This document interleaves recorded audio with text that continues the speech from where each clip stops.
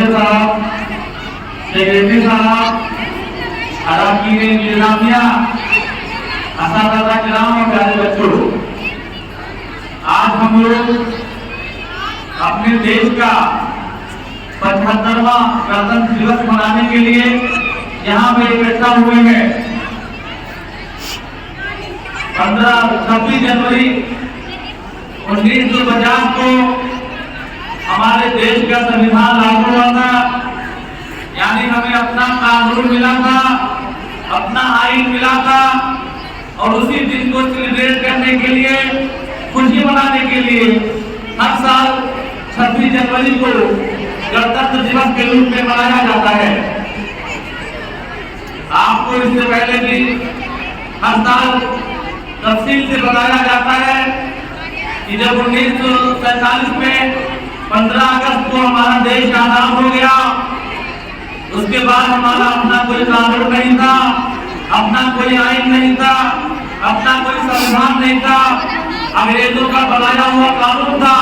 लेकिन चूंकि हमारा देश आजाद हो गया था, तो हमें उन अंग्रेजों के कानून से भी आजाद होना था, जिसके लिए एक कमेटी तश्कील की गई और बहुत से अरकान उसमें रखे गए, जिसमें मुख्य रूप से बाबा साहब भीमराव अम्बेडकर जी उसके अध्यक्ष थे उस कमेटी के,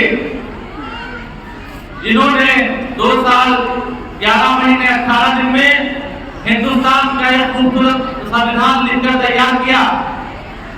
बेटा, ये देश इतनी आसानी से आजाद नहीं हुआ। हमारे बुजुर्गों ने, हमारे बड़ों ने बड़ी मुश्किलों से, बहुत कुर्बानियां देकर तकरीबन सैकड़ों साल की मुशक्कत के बाद इस देश को आजाद करवाया। हमारे बड़ों की बहुत कुर्बानियां हैं। नौजवानों ने अपनी पूरी जवानी कुर्बान कर दी, पूरी जिंदगियां कुर्बान कर दी। 20 साल के नौजवान अंग्रेजों के खिलाफ जंग लड़ते रहे, उन्हें फांसी दे दी गई, बहुत आदतें मिली। हमें आजादी तोहफे देते थे हमारे बुजुर्गों ने, बड़ों ने, तो हमारी जिम्मेदारी है कि हम उसको संभाल कर रखें। बेटा, ये इतनी आसानी से आजादी नहीं मिली है। हमारे बुजुर्गों की कुर्बानियां इसमें शामिल हैं। सभी धर्म के लोगों ने, चाहे वो हिंदू हो, मुसलमान हो, सिख हो, ईसाई हो, सभी लोगों ने मिलकर इस देश को आजाद कराने के लिए लड़ाइयां लड़ी, तब ये देश आजाद हुआ। ये देश आजाद होने के बाद 2 साल 11 महीना 18 दिन की मुशक्कतों के बाद एक खूबसूरत संविधान बना, एक धर्मनिरपेक्ष संविधान बना, जिसमें सभी धर्मों का, सभी क्षेत्र के लोगों का, सभी समुदाय के लोगों का, सभी जात के लोगों का पूरा ख्याल रखा गया। और इस देश की खूबसूरती ही सेक्युलर संविधान है, धर्मनिरपेक्ष संविधान है। ये हमारा देश ऐसा है जिसमें अनेकता में एकता है।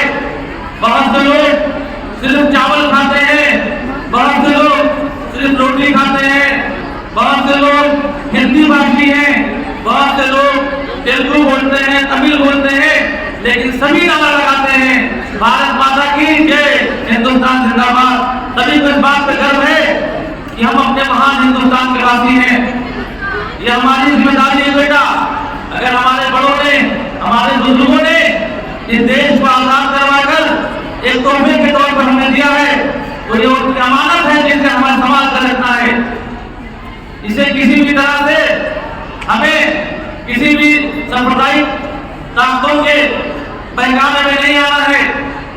आपसी सौहार्द से रहना है, मिलजुल कर रहना है, एक दूसरे के दुख में खड़ा होना है।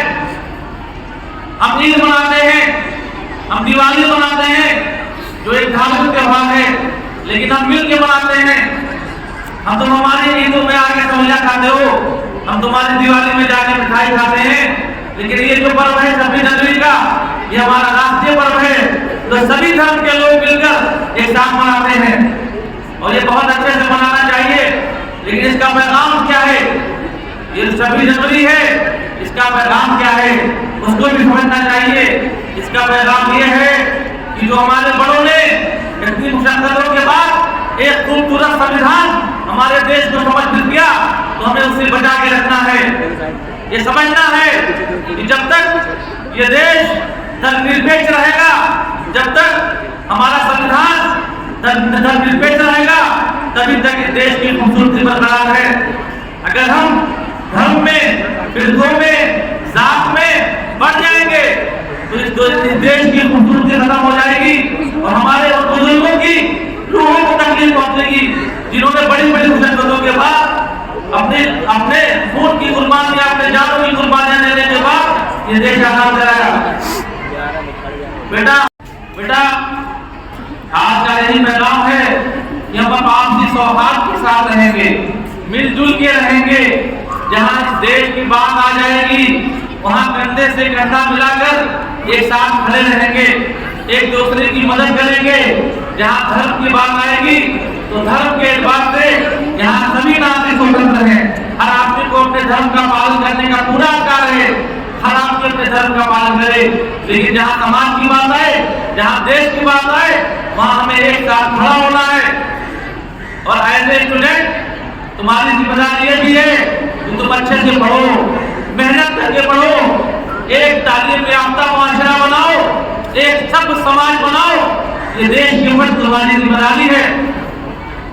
अगर तुम्हें स्कूल भेजा जा रहा है, तुम्हारे जाते तुम्हें स्कूल भेज रहे हैं, तो उसका मकसद है तुम तालीम भी हासिल करो, तमीज़ तरीका भी हासिल करो, तहजीब भी सीखो कि इस समाज में कैसे रहना है, कैसे बात करनी है, कैसे उठना है, कैसे बैठना है, ये सीखना चाहिए।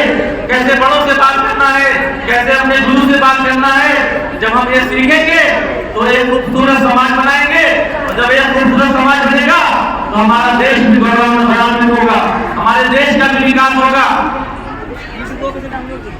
सिर्फ ये कहना चाहता हूँ, इस पैगाम को लेके जाना है। सबसे बड़ी बात, हमें मेहनत से पढ़ना है, हमें दिल लगा कर पढ़ना है, और हमें आपसी सौहार्द बना के रखना है, एक दूसरे के सुख दुख में खड़ा होना है, एक दूसरे की दर्द को समझना है, एक दूसरे की मदद के लिए खड़ा रहना है। और जहाँ धर्म की बात आए, अच्छे से अपने धर्म का पालन करो। मैं तो बार बार कहता हूँ, वो आदमी स्वस्थ तभी हो सकता है जब वो अपने धार्मिक कामों का सही से निर्वाह करे। अगर तुम मुस्लिम हो तो 5 वक्त की नमाज जरूर पढ़ना चाहिए, अगर तुम हिंदू हो तो तुम्हें अब जाके मंदिर में पूजा जरूर करनी चाहिए। ये और इस चीज की हमारा संविधान और हमारा देश हमें आजादी देता है।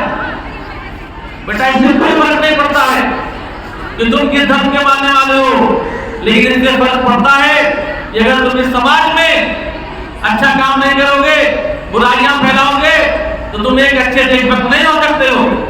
पहले ये समझना चाहिए। और जब हम मेहनत से पढ़ेंगे, इस समाज के लिए कुछ करेंगे, लोगों से कायदे से बातचीत करेंगे, तो समझ में आएगा कि हम अपने देश के लिए कुछ अच्छा कर रहे हैं। ये बात समझनी चाहिए। और ठंडक बहुत ज्यादा है, कहने को बहुत कुछ है, लेकिन मैं मुख्तसर में 2-3 बातें कह के अपनी बात खत्म करता हूँ। सबसे पहला पैगाम ये है कि जब मेरा देश आजाद हुआ 1947 में, तो 2 साल 11 महीने 18 दिन बाद ये संविधान लिख के मुकम्मल हुआ।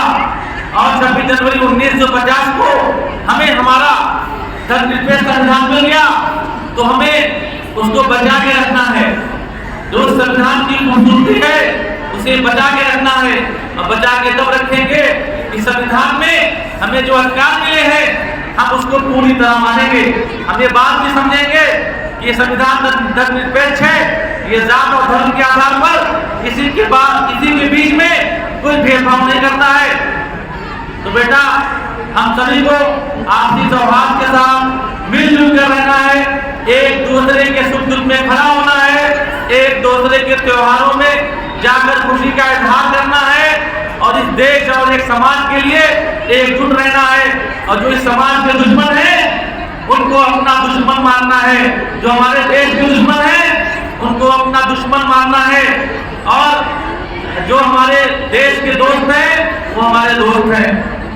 और देश की दोस्ती क्या होती है कि हम इस देश के संविधान को माने, पूरा का पूरा माने, और ये माने कि धर्म के आधार पर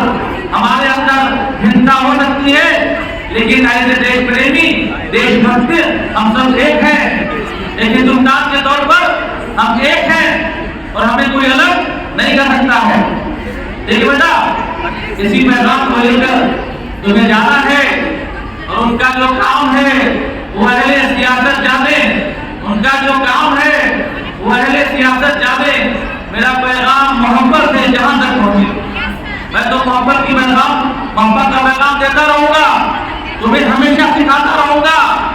एक होकर रहना है, मिलकर रहना है, एक साथ रहना है, एक दूसरे के सुख दुख में शरीक होना है, एक दूसरे के त्योहारों में शरीक होना है।